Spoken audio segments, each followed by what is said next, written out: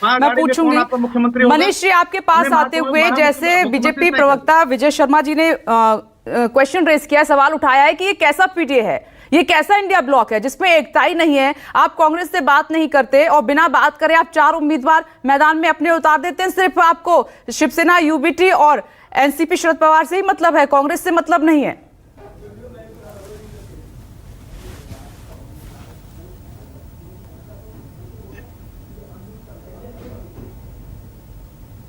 Unmute कीजिए मनीष जी, आपको हम सुन नहीं पा रहे हैं, अनम्यूट कीजिए। जी अब बोलिए। विघ्नेश जी, आपने बहुत अच्छा और वाजिब सवाल पूछा है, और सवाल पूछने के आपके तौर तरीकों को मैंने महसूस किया तो इस तरह की परिचर्चा बहुत मुद्दत बाद टीवी चैनलों पर देखने को मिल रही है। तो मुझे लगता है कि आगे आने वाला जो समय है वो बहुत ही उज्जवल है। जहां तक विजय शर्मा जी के सवाल का जवाब मैं देना चाहूंगा, विजय शर्मा जी, आप जिस तरह का ध्वज लेकर के घूम रहे हैं, गुलाब चंद दुबे जी लेकर के घूम रहे हैं, क्या जनता के जनादेश के चुने हुए मुख्यमंत्री सिंधे जी हैं? ठगों और महाठगों के बीच की जो वो द्वंद्व थी, आपने जनता के चुने हुए मुख्यमंत्री हैं सिंधे जी।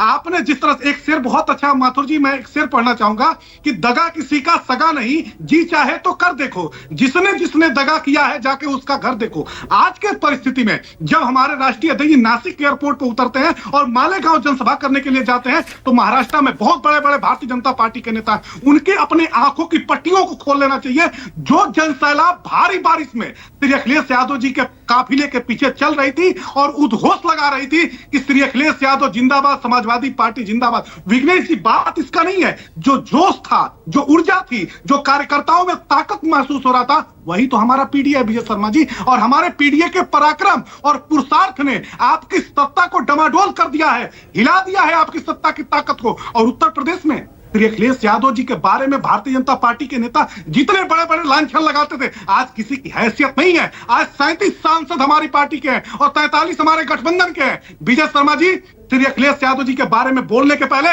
भारतीय जनता पार्टी के किसी भी नेता को मैं चैलेंज करता हूं कि देश के किसी भी कोने में अगर बोलने के पहले आपको बार बार सोचना पड़ेगा। और जहां तक 4 सीटों का जिक्र हो रहा है, अभी हमारे यहां से जो 4 सीटों पे, 8 सीटों पर, 12 सीटों पे जो इस पैनल में बात हो रही है, उन बातों से इतर एक सिर्फ बात कहना चाहता हूं कि हमारे जो प्रदेश अध्यक्ष है और हमारी पार्टी के वरिष्ठ नेता है अबू आसिम आजमी जी, चाहे वो भारतीय जनता पार्टी हो, चाहे कांग्रेस हो, चाहे सिंधे जी हो, चाहे कोई भी राजनीतिक पार्टी महाराष्ट्र का हो, हमारे अबू आसिम आजमी जी वहां पर राजनीतिक और सामाजिक मुद्दों को लेकर के अनवरत संघर्ष करते हैं, आंदोलन करते हैं, धरना प्रदर्शन करते हैं। और कई बार हमारे कार्यकर्ता विघ्नेश जी जेलों में भी वहां पर जाते हैं। और सबसे महत्वपूर्ण बात, आज 7 लाख करोड़ रुपए महाराष्ट्र पर कर्जा है।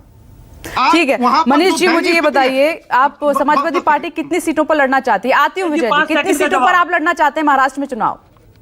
5 सेकंड में इनका जवाब मैं देना चाहता हूँ। जी जी ठीक है, मैं अपना सवाल बाद में पूछ लूंगी, पहले विजय जी आप जवाब दीजिए, फिर मैं नीलम जी का जल्दी से। मनीष जी, आपको हैसियत कांग्रेस पार्टी ने दिखा दी मध्य प्रदेश में किस तरह से वाक्य बोलेंगे, आपको हरियाणा में हैसियत दिखा दी कांग्रेस पार्टी ने, आपने यहाँ महाराष्ट्र में अपनी नाक रगड़ ली। आपको कोई आपको पार्टी में वहां मीटिंग में बुलाने को तैयार नहीं है, कैसा पीडीए है वो?